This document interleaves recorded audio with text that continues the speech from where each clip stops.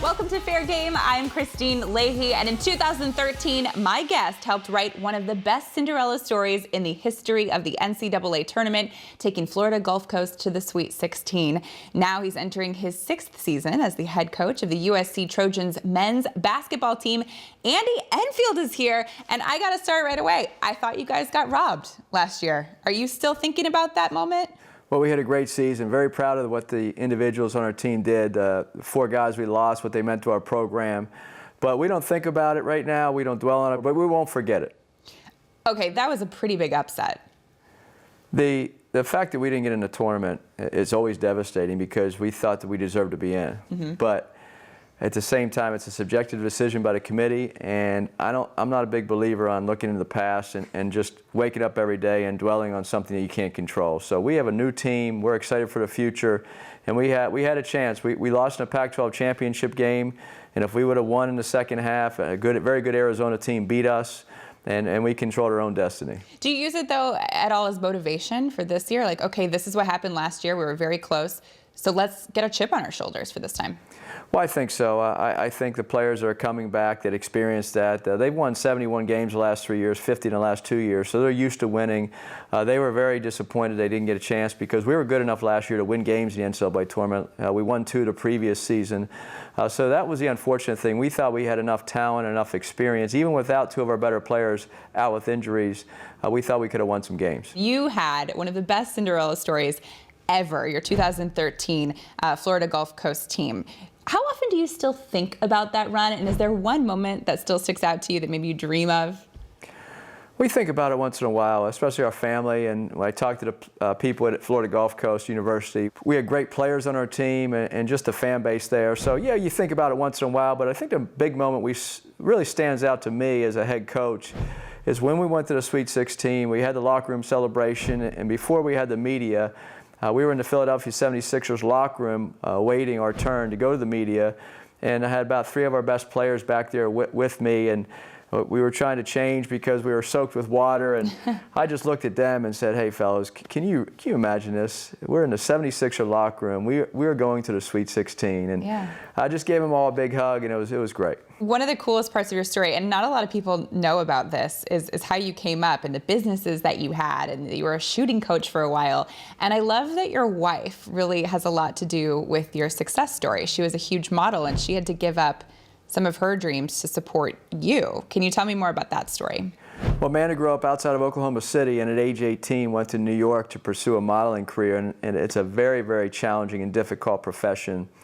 She didn't make it at first, went back and worked in a grocery store in Oklahoma, and then tried to pursue her dream again, and a few months later moved back to New York City and eventually made it. And then she met a guy like me, and I don't know how. What does a guy like you mean? What does that mean? I don't know how I pulled that one off, but she was agreed to marry me, and we got married, and then at that point she was flying all over the world modeling, and she said, hey, if you want to coach, let me know. And I was fortunate enough to get a job offer from Leonard Hamilton at Florida State University to go back, and I had left the NBA coaching, and now this was a college experience. So I asked her, I said, look, we have an offer to go to Tallahassee, Florida, and work for a great coach, a fine man, just a tremendous person in Leonard.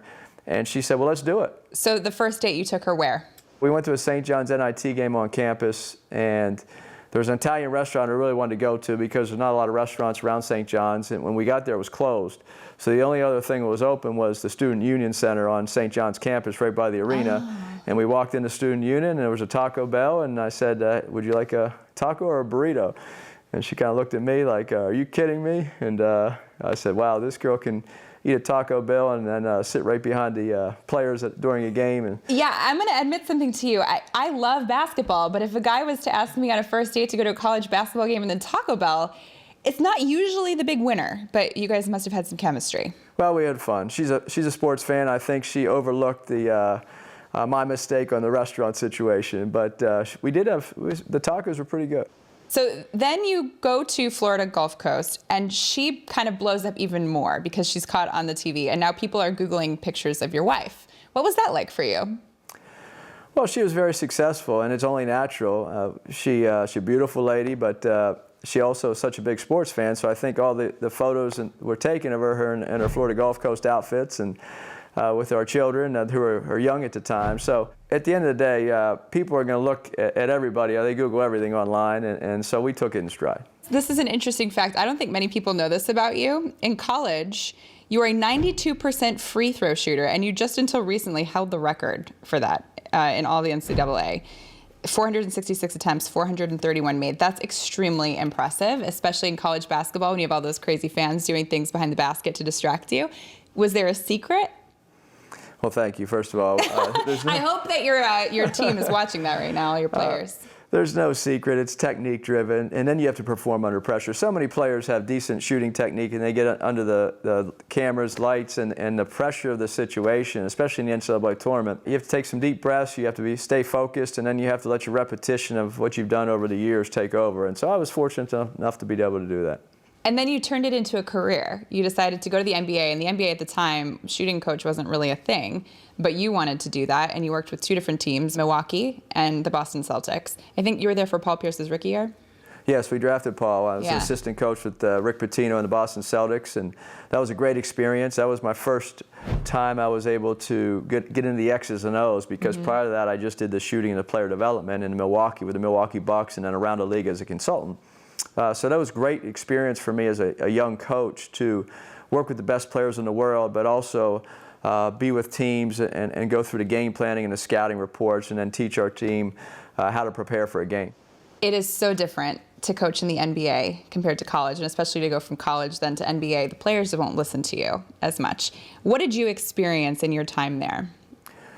As a player development coach to start, it was different because players all want to get better. Okay. And when you can help them and you relate to them, I never had an issue with them not listening or not wanting to get better. So now sometimes they might be late for their workout, and especially in the off season. Was Paul Pierce late? No, Paul was great. Paul would show up early, and he was so dedicated at a young age, and we had a lot of fun together. He worked extremely hard. So I think over time, if you get around the league and spend enough time in the NBA, you'll see a lot of different personalities of players and coaches. And I think the player relationship with the coach means a lot to be able to get them to do what you want them to do as a coach. Best shooter you ever coached? I would say we have a player on our team right now, Benny Boatwright. Wait, really? Out of all the guys you've coached, even professionally, you're going to choose one from your own team? I think we're going to go. Are you being biased? I'm going to be very biased right now. Okay, Benny. I'm rooting for Benny. Speaking of USC, so the 2019 class is already ranked top in the nation. Knowing that you have that coming ahead for you, do you feel like you've got so much pressure now to take it really far into the tournament? I think pressure is all self-imposed anyway. We feel the pressure as coaches, whether you have the top recruiting class in the country like we have for next year or not. And we have a bright future at USC basketball. We're really excited about the future, but we have good players on our roster now, and we were so thankful for the players that said yes to us, our staff. We've been together 6 years with Jason Hart, Chris Capco, when we came here to try to rebuild this program, kids like Jordan McLaughlin, Elijah Stewart, Chimezi Metu, they said yes to Anthony Milton. They came, and now they're in the NBA. So we know that future is bright, but we're really living in the moment at this point. LeBron James, you might have heard, just recently moved to LA, and his son, LeBron James Jr, is now here. He's in 8th grade. Is he on your radar? Well, all good players are on our radar. So I'm sure as that young man progresses through his high school career, he'll have a lot of eyes on him. So you don't even think that far in advance? Like, you see LeBron James' son come here, you know he's got the talent in his blood. Well, they put a new rule on it. It's interesting because the recruiting used to be very young, 8th, 7th, even 7th, 8th grade.